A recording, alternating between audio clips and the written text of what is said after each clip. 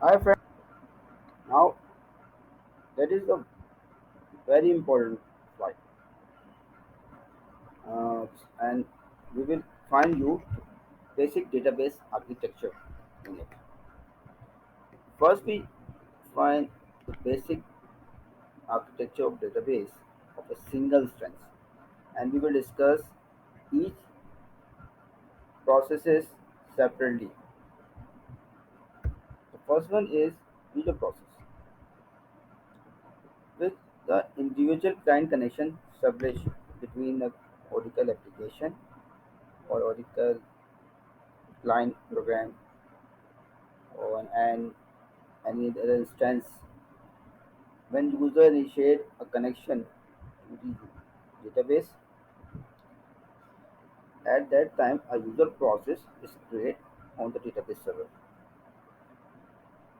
to handle the communication between user application and database.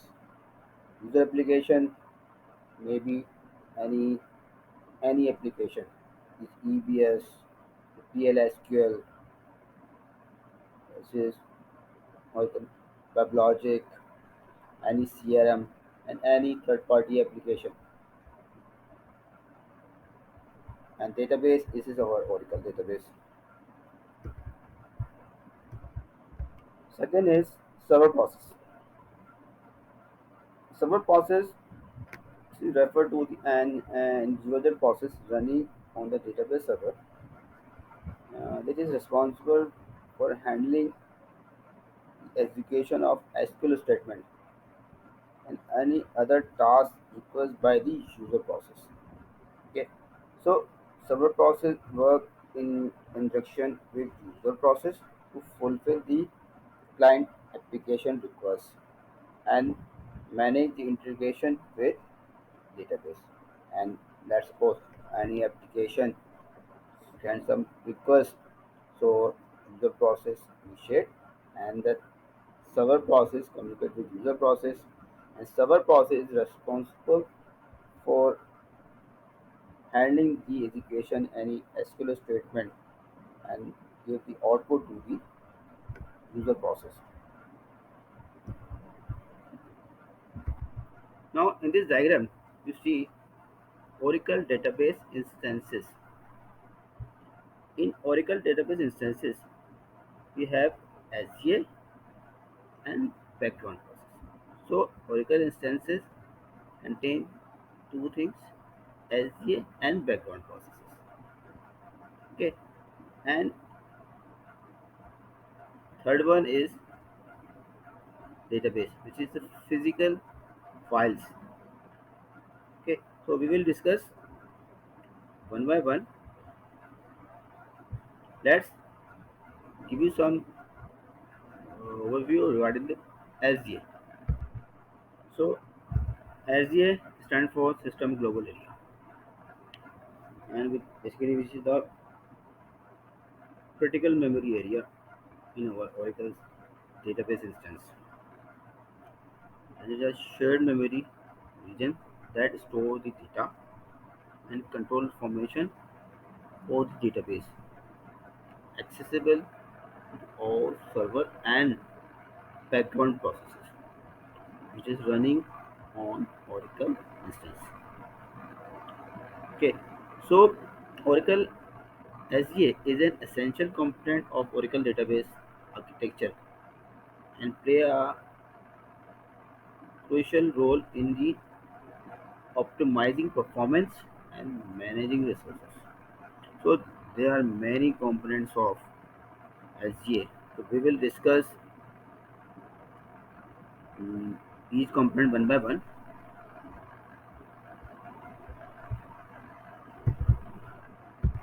The next one is background processes. Basically, in an Oracle database, there is specialized server process that run in the background to perform the various tasks necessary to smooth functioning of the database instance. These processes start automatically when database instance start. continue to run through the database uptime. They handle tasks that are critical for database management, system stability, and data integrity. Each background process has a specific role and perform its designated task continuously as long as database is operational. There are many background process. So we will discuss these process one by one in our slides. So now let's discuss the components of SGA.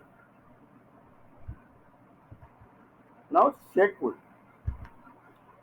Basically, shared pool is the key component of SGA in database.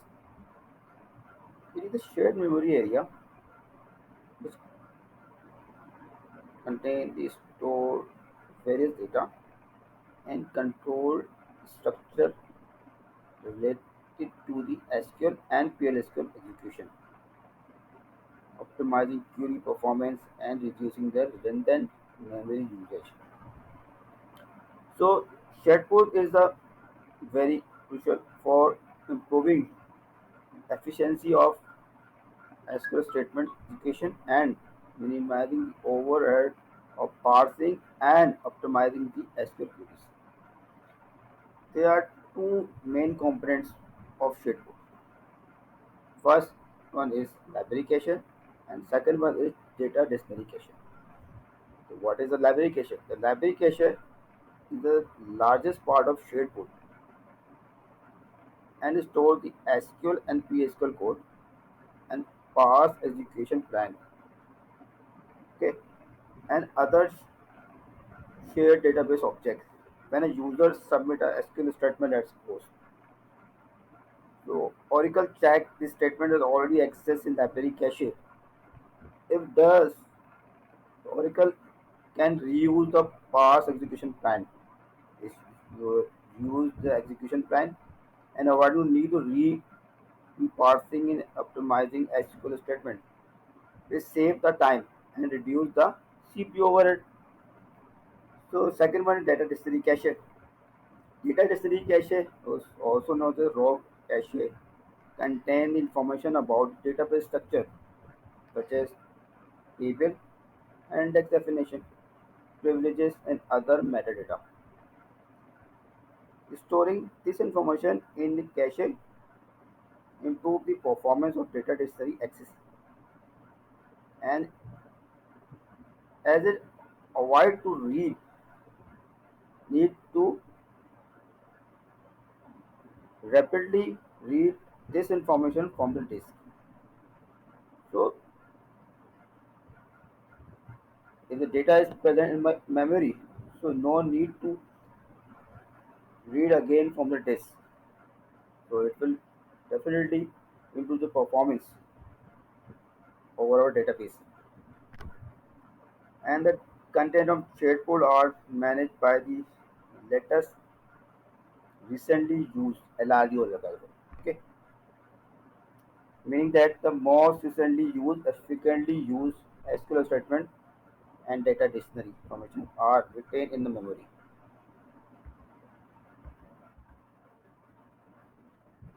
Properly sized shared pool is essential to optimal database performance. If shared pool is too small, it lead to contention and performance issue definitely. As frequently used, the SQL statement and data dictionary entry may flush from the cache too quickly. On the other hand, excessively large shared pool may lead to the inefficient memory usage, would impact overall system performance. So that is our responsibility being a DBA. We need to monitor our shared pool and set the appropriate size of our shared pool to get the more performance. Another very important component of SGA is Oracle database buffer cache. So database buffer cache is also a critical component of SGA in our database. So it is a shared memory region that stores the copy of data blocks from the data file on disk. Okay. The purpose of buffer cache is to improve the query performance differently by reducing the need of read data rapidly from slower disk storage. Let's give some example. When a user or application requires the data from the database, so Oracle first check if the required data is already present in buffer cache. If data is found in buffer cache, the Oracle can quickly retrieve data from the memory, which is much faster than the reading from the disk. This mechanism of caching frequently access of data block in memory significantly reduce the disk I/O, obviously, and help improve the overall performance over our database. Let's quickly discuss the key characteristic of our database buffer cache. Okay, LRU algorithm use. The buffer cache use the LRU algorithm to manage the data blocks. The most recent and frequently accessed data blocks are kept in the memory, while less frequently used blocks are aged out and replaced by the new blocks. Okay, buffer pool segment. The buffer cache is divided into buffer pool segment, and each corresponds to the different table space in database. These segments allow different table space to have different cache behavior and prevent contention uses. Dirty block and writer back. When a data block is modified, it becomes a dirty. The changes are recorded in buffer cache. Periodically, dirty blocks are written back to the data file on the disk during the checkpoint process. We will discuss the checkpoint process. Okay, or when need make a room to new blocks.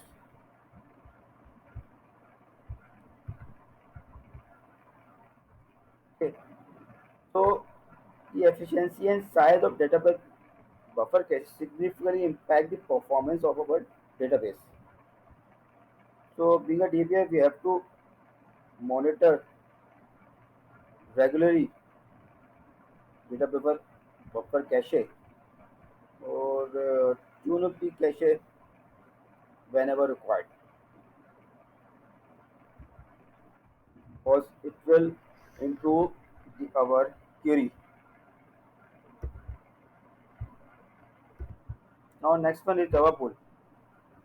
Basically, Java pool is a part of also part of SDA in our database, and it is a shared memory area that basically specifically dedicated to storing the Java objects. Okay, the Java pool is used by Oracle database, Oracle Java Virtual Machine (JVM). When executing Java code within the database, such as Java stored procedure and Java triggers. So at that time, Java pool will be utilized. When a Java application executes in our database, the Java Virtual Machine (JVM) is involved to manage and execute the Java code. So Java pool is just one of the components that make up the SDA in Oracle database. Other important components include shadeboard, database workstation, and other. The next one, the very important component is GDLog buffer cache. It's also part of SGA. It is a circular in-memory buffer cache that store the redo log records temporarily before they are written to redo log file on disk. Okay, so the redo log record contains the information about changes made in the database, ensuring data integrity and providing a means of database recovery in event of failure. Okay, so all every changes which are performing in database, so they record in log files. Okay, so here how do you log buffer cache work? Let's give you some brief example, and we will discuss these component detail as well. So currently, I'm just giving you some the brief knowledge about these components. Okay, some capturing the changes. Whenever transaction modified data in database, the changes made to the data are recorded into relog record. These records capture the detail of changes such as old and new value of modified record. Okay.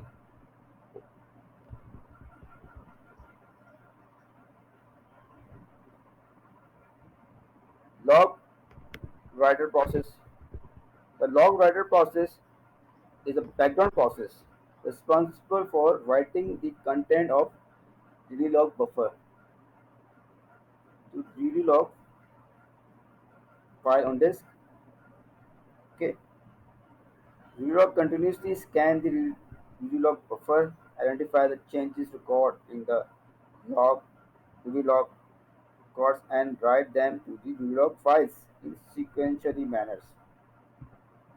Commit and checkpoint. When transaction is commit, changes record is in the log buffer for the transaction are considered durable, and log writer ensured that they are primarily written to the log file. Additionally, Oracle performed the periodically checkpoint when log writer write all modified data blocks from the buffer cache to the data file.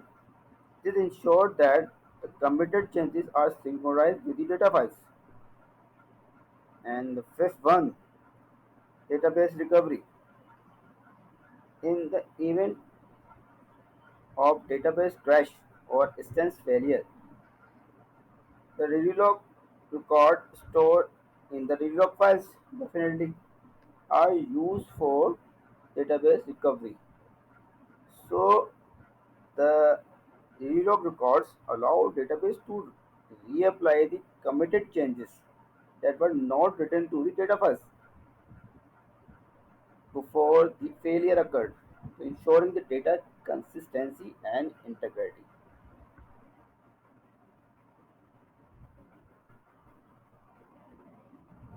Next one is large pool,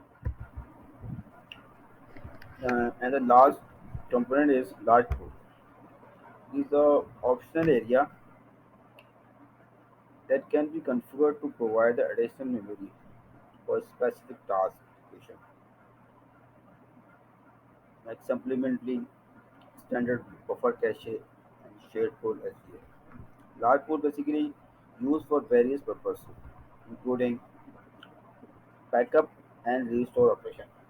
When performing backup and restore operation, the Oracle may use the large pool to hold backup set and perform the memory intensive tasks related to the backup and recovery.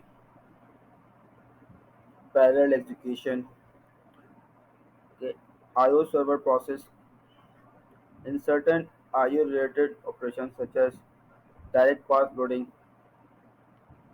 So large pool may be utilized to allocate the memory to the I/O server process. Automatic shared management (ASMM). in database using ASM, the Oracle may automatically allocate some of the memory to the large pool on workload and configure setting. So size of large pools can be adjusted based on the specific requirement of database and workload.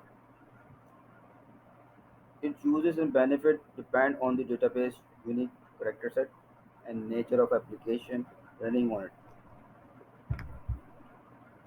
Now let's discuss uh, physical data files, physical files of database.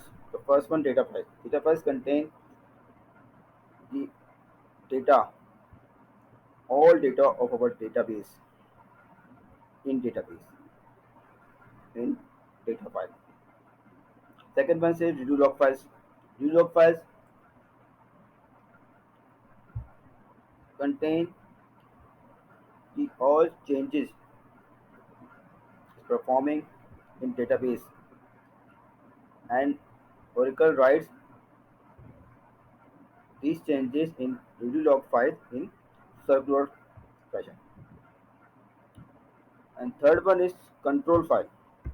So control file is a very critical component of Oracle database. It is a binary file. User can't read this one.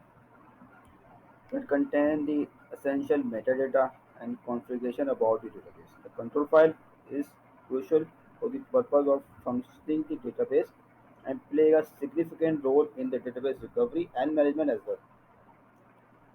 So some key features and content of control file: database identification. The control file contains information about the database name, DBID, timestamp, database creation and last startup.